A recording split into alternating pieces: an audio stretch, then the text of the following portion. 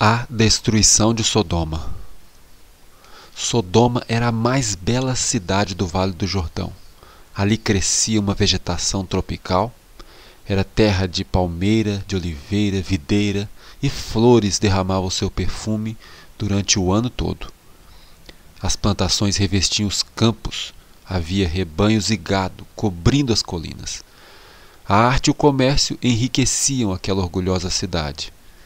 Eles não precisavam se preocupar com muito trabalho e todas as necessidades eram supridas. Assim, o ano inteiro parecia um ciclo de festas. O luxo, orgulho, ociosidade e riqueza endureceram o coração, que nunca foi oprimido pela necessidade ou sobrecarregado de tristeza. E o povo então entregou-se à satisfação sensual, porque o amor ao prazer era favorecido pela riqueza e lazer. A riqueza e lazer dão origem aos pecados que destruíram as cidades da planície. A sua vida inútil e ociosa desfigurou a imagem de Deus, tornaram-se satânicos em vez de divinos. A ociosidade é a maior maldição que pode recair ao homem, pois o vício e o crime seguem em seu cortejo.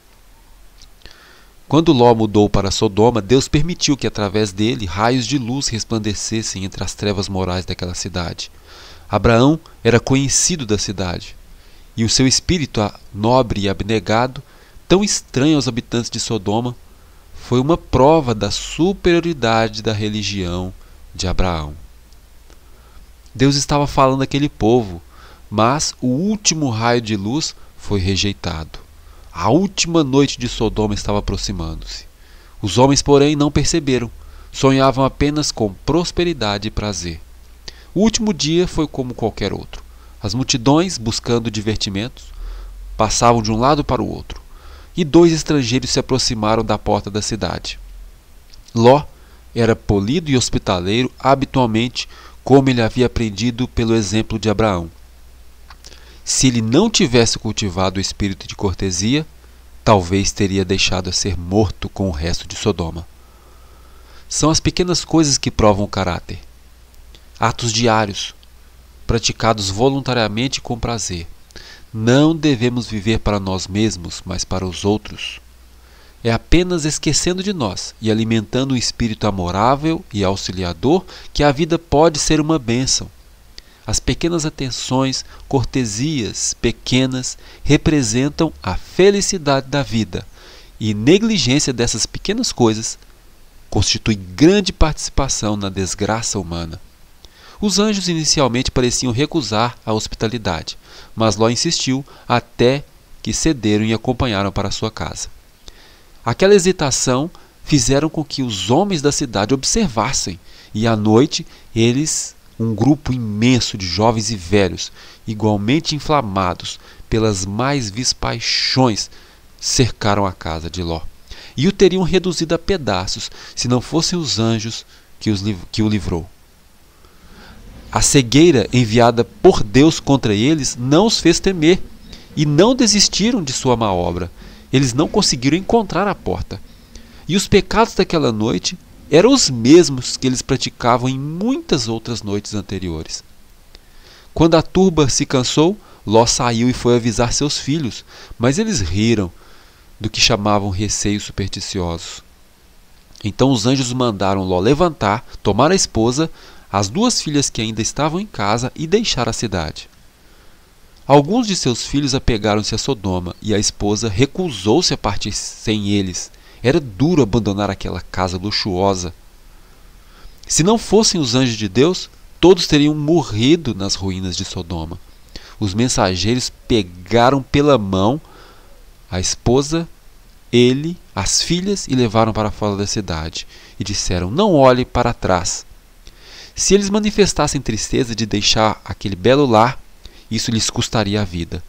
Mas morando no meio daquela ímpia cidade, em meio à incredulidade, a fé de Ló se enfraquecera. Mas ó quão grande é a misericórdia de Deus para com suas criaturas.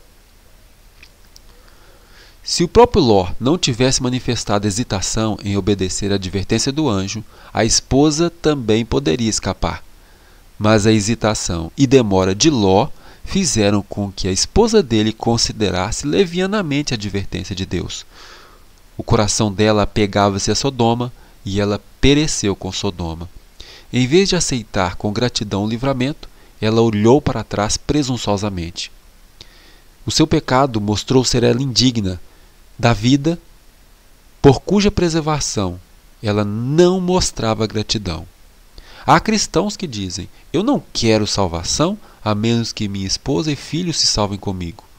Esquecem-se que estão ligados pelos mais fortes laços de amor ao serviço de seu Redentor? Se nossos amigos rejeitam o amor do Salvador, nós vamos rejeitar também? Saiu o sol sobre a terra quando Ló entrou em Zoar. A agitação ativa nas ruas aconteceu. Os homens saíram preocupados com negócios ou prazeres do dia. Os genros de Ló, divertindo-se à custa dos temores e advertências do velho, e de repente, súbita e inesperadamente, um estrondo de um trovão desencadeou uma tempestade em um céu sem nuvens. O Senhor fez chover do céu enxofre e fogo. É-nos ensinada a lição terrível de que Deus suporta longamente o transgressor, mas há um limite.